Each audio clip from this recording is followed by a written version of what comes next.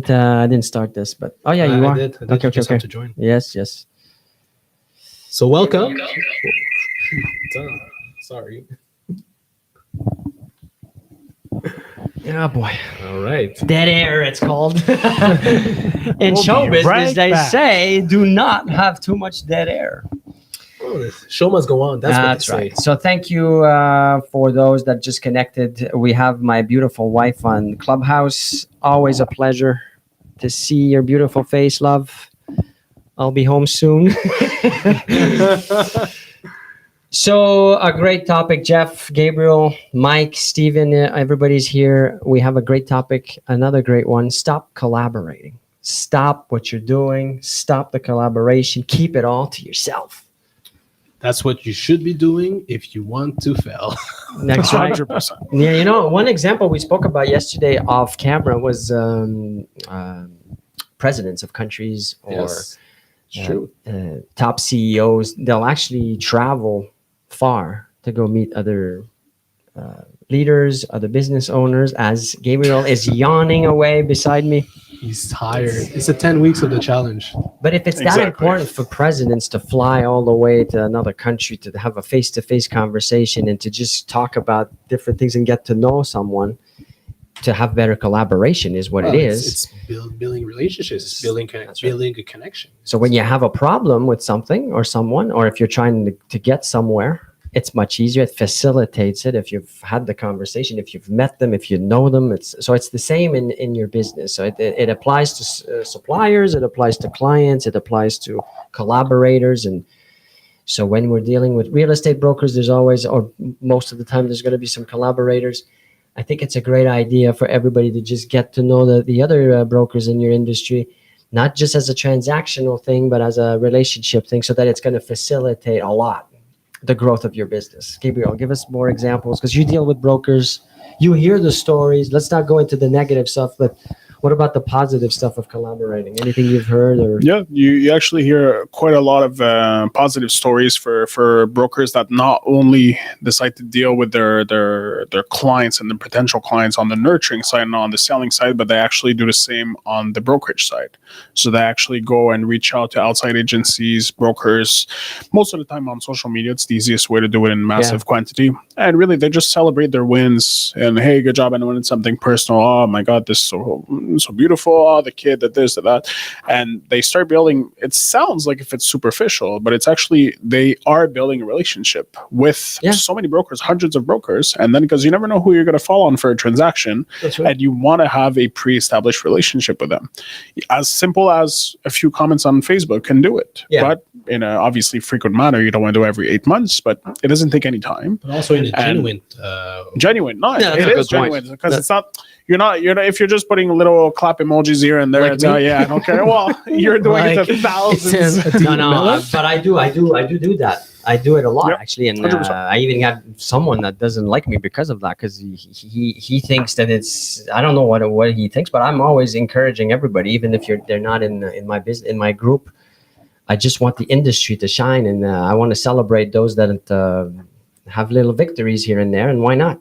I think it's a better thing for the industry. It's a better thing for all of us, for all businesses. We have to something like we're actually all in some kind of a competition because it's there's actually enough wealth for everybody. There's Right, enough so business. you should Yes. definitely realize that the money's in with the public, it's with the people, and there's enough people. There's millions of people just in Montreal, right? So if you look between this and the ratio of how many brokers there are, everybody does their part. We can all support each other, and it's going to be a much funner field to be in. Yeah. And people are going to stop calling it it's cutthroat, and that's a really bad old school mentality. And we should really make sure it starts. We start. Well, that's why we keep saying join the movement, right? When they come here, is because the way we approach things and the mentality that we have is you've never seen this. It's completely different. It's not competition. It's really just team play. How can a broker or a new broker or experienced broker can maybe get better at collaborating, but may also get better at building relationship with other brokers? Well, participating in social gatherings. There's a lot from the association, La PCQ. There's a lot of stuff that's offered, just chances for you to meet other brokers in a non-transactional way, I think is key. I think social media, like you said, Gabriel, and you gave a few examples, being also changing the way we see successes of others is important. Like this is something that I never did, but started doing a few years ago. Just like if I see someone, well, I'll give you an example that's really bad, but it's a real example. But if I see someone in a Rolls Royce, instead of being like I'm gonna be, hey, good for him, like that's great. I'm really happy for that person. They must deserve it. They worked hard probably. And seeing it, so someone maybe in a lesser way, someone saying, hey, this is my first sale, I won this award, and a lot of people see that as a kind of always showing off. No, I think it's just because we should say like, good for him, good for her. It's not easy. Nothing's easy, and celebrate it. And what do you think? What do you think people have that reflex of right away be negative or have the negative approach, and instead of celebrating, they'll hate? Well, what do you think, Gabriel? I think it's partly some people are jealous, but why? Why would they be jealous? I think it's well, I think subconsciously it's they see people with that type of success, and they know exactly what they would have to actually input as effort and just not necessarily skill set, but really just as a discipline to actually get this exact type of success, if not more. But instead of saying, I know what I have to do, let me do it, let me get to that level, they say, not that person. And then, as you said, the jealousy kicks in, but it's not just jealousy like, oh, how come I can't get that? They know they can get it, but they sort of just shift the blame and saying, oh, look at that person bragging, oh, I would never do that. Instead of just focusing, you know what, you put in your discipline, you're going to be there, and you're going to want to celebrate, and we're going to want to celebrate you. Why wouldn't you? That's the whole point of doing this. It's not to just be mediocre. It's the skyrocket. There's no limit for a reason. Well, you're not in business just to surf. Well, if you want to surf, go for it, but it shouldn't be your full-time occupation. Mike, do we have any comments? If anybody wants to share what they think, how they go about the collaboration in the industry, lack of, or I'd love to stay with the positive though, and not be going into the negative. But you're free to comment as you wish, Mike. Kevin from Laval says that when you have haters, it means that you're doing something great. Well, Kevin, I think so too. We talked about that. We had a topic about it. We did. I think this person, more specifically, is just maybe scared of my optimism or my encouragement of brokers from, because he's an owner or a recruiter for another agency, and I don't know. I think he sees me as maybe a threat, but my intention is all good. You know, I just want to be positive. The only thing I know is real estate. I want to change the industry. I want to improve it. I want to make it better. I want to be proud to say I'm a realtor. Not that I'm not, but I certainly want to be proud of all of us. And if we collaborated, if we were more human with each other, I think that's what we would. Yes, and the human part is actually very important, because we have the tendency of thinking of real estate as transactional instead of thinking of the relationship, the people that are behind the business. And if we do take a moment and reflect on this, well, we realize that we are peers. And as peers, we should support each other. We should help each other. We should have each other accountable into everything we're doing. And, it's so serious today. I feel like I don't know. Everybody's by the way, there's down. So many people connected right now on the.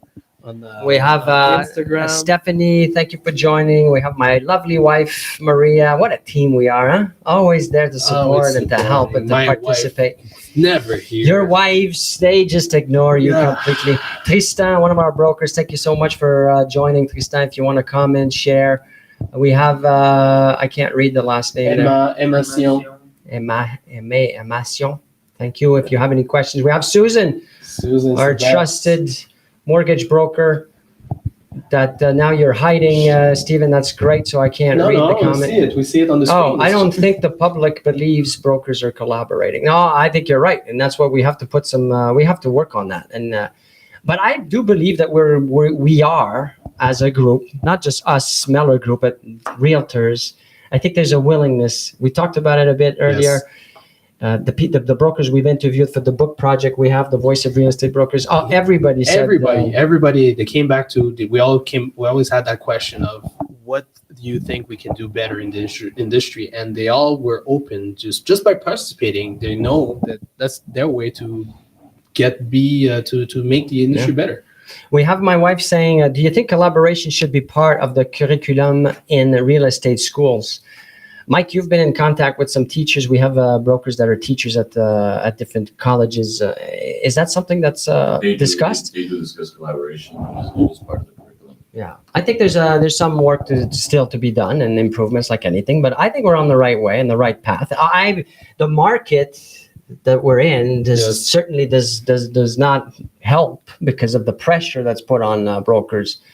When you talk about that pressure, you're talking about that financial pressure. There's the financial pressures. There's the I make 15, 20 offers and all of them get refused. The pressure of the buyer that you're dealing with. That's like, well, why am I not never getting my offers accepted? Maybe it's my broker, and that kind of puts a lot of pressure. You're the listing broker. You got full control in this type of market. But the thing is that's the short-term mindset, because in the long term, we all know, those that have been in the business long enough, this will not last.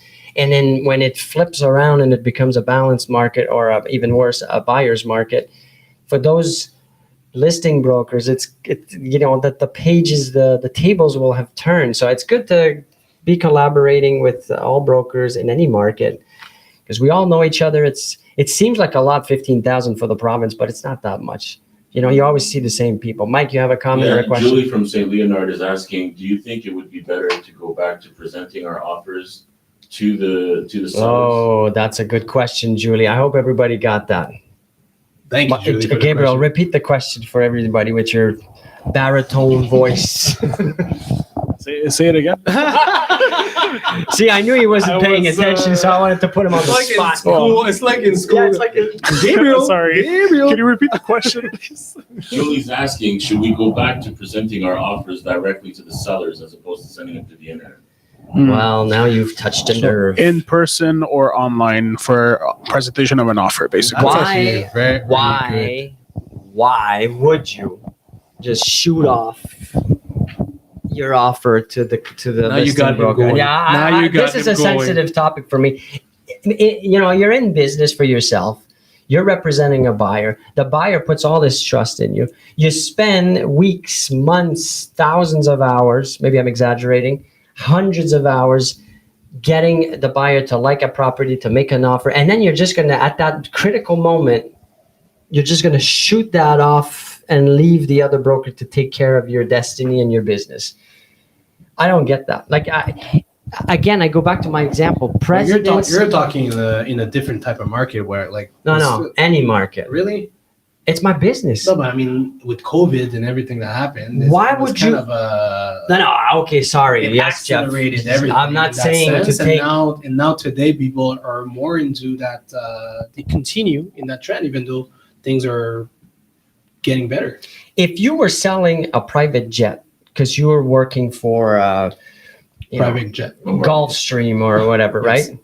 Would you just shoot off an email to the buyer of your the jet that you're trying to sell? Would you just shoot it off, or would you fly over to see this potential buyer and take the time to meet them and present your proposition and all that? It's just we act, or those that do this, and I'm not judging you. I'm saying I'm giving you my opinion here. I am judging, but I have to say that I'm not just. But why would you put all of that work that you did in the hands of someone else and just, I hope they presented the way I would? Like, why is the buyer working with you then? Then why doesn't he just go on the computer and do a search?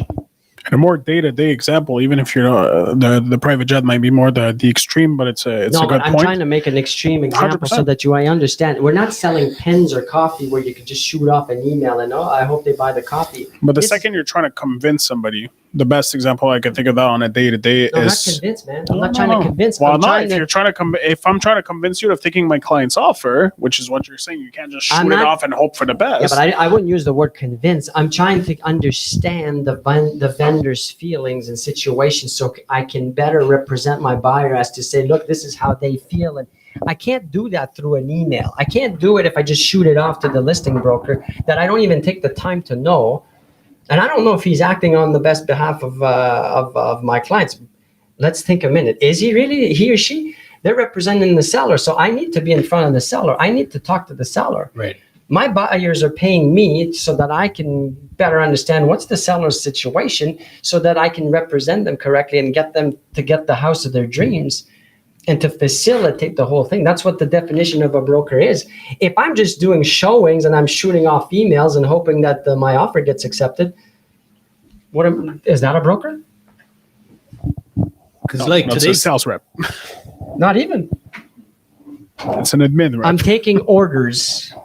well, do you think that right now the way the market is going, the way the industry is going, we're more towards that approach versus the Well, hell yeah. I mean, I don't even think that in agencies people talk about going and presenting. It's like a thing that, oh no, we used to do that later at some like 20 years ago. Well, there's a reason why we did it that way and that we should still do it. I'm going back to real estate. There's no way I'm just shooting off an email and hoping that it gets accepted. And what don't the you hell? save time? Don't you There's no saving time in business. This is what no one understands. When optimize, you'll be able to deserve 10 clients at the same time. you want to save time in certain aspect of the business, but not the most critical part. That's why I was saying presidents will fly to other countries to meet the other presidents and the key people in the leaders. Yeah. Yeah, why? They could do an email, they could do a text, a call, but they're not trying to save nothing because these are important stuff. So big companies or CEOs, they're not shooting off emails when it comes down to important things. They'll fly over there. Look at what I'm doing now with the, oh no, I can't talk about it. But I'm driving hours to go see these people because it's important. I'm not going to do this. I could do it by email or text, but I'm not going to get the same result. I want to make it work. I want to control it. Don't leave your business in the hands of someone else. They're not going to care about it as much as you will. Well, we have, Susan. I can't read this. I don't understand. Where am I looking? Bigger. Oh, there. Can you read that, Jeff? There we go.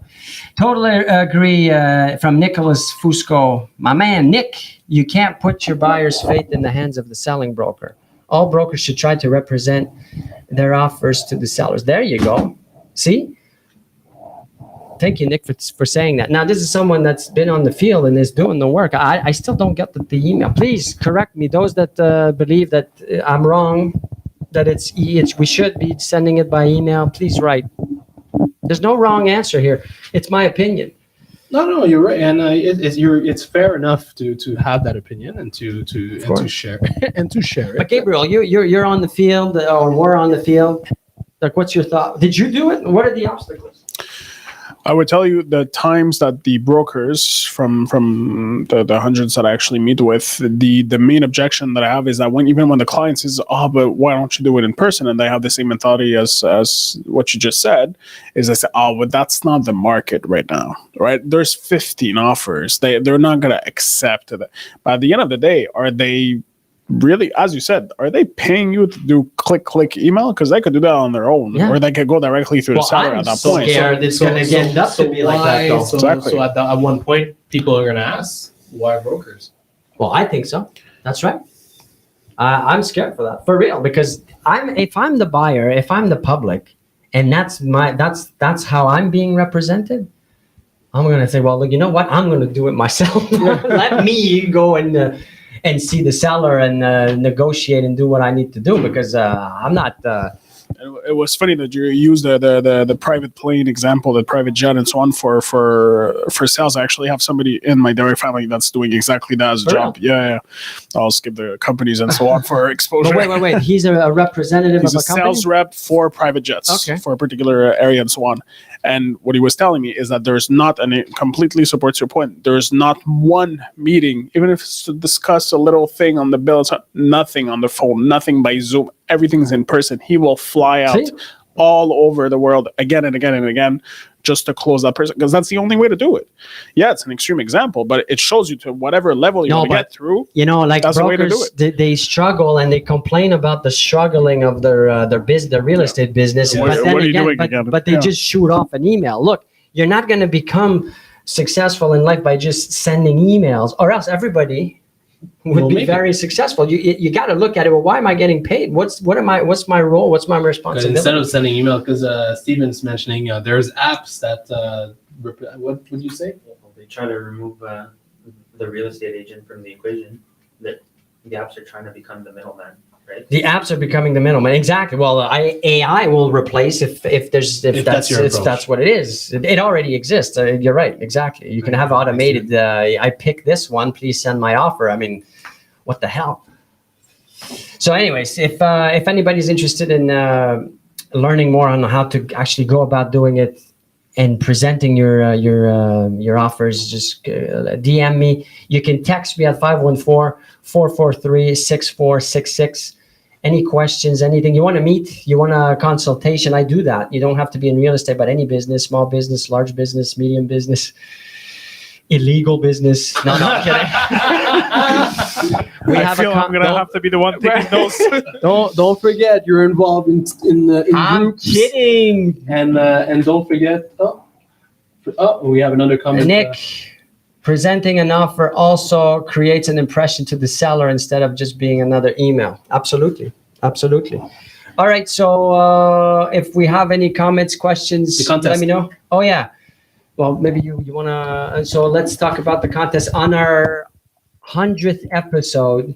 We're going to be drawing and giving away a laptop, a Mac laptop, an iPad, an iPhone, and AirPods. You get a chance to win every time you like, you comment, you tag, you share. And even if you review us on Google, you give us a review, good or bad, you get a chance to win. You can subscribe and you get also a chance to win. You can even tag your name, not tag, what do you say? You add your name to a friend, share it with a friend. Yes. Add your name, tell them to put your name, and you get an extra chance to win. So comment, go back to the 50-some episodes that we did, and you can just add as many comments, as many likes as you want, and you get an extra chance. So we already have a bunch that have quite a few, huh? We do. I was checking the numbers. Steven's working on the numbers, but we have some that already up to 50, 70. What was the highest number, Steven? I think 63. 63. There you go. So go ahead, go crazy. What episode are we at? Just so 60. 60th. No, I'm saying my question was how many people, who's the one with the most chances right now? Don't say the name, but how many? You said 64. We're at the 60th episode and we're at the most likes or comments is 60? 63? We started this about 3 episodes ago. That's a good The pace person so far. that has Shit. the most You see? participation. You see, this is how my brain works. 63. I know, but if I'm someone from the I public, know. I'm gonna go on all platforms and do everything, which is gonna give me, oh my God, the professional team that I've built, and I'm gonna go and do Of course. 5, 6 of each per episode. I'd be at like a 500, if not more. I don't know. Maybe it's just That's me. why 60 who you are, who episodes, you got are. 5 times. Massive action, everybody! Massive action. You want to? This is going to help your business too. It's about $10,000 worth of Mac products. My favorite. So great. We'll see everybody next week on Monday. Have a great weekend. Thank you.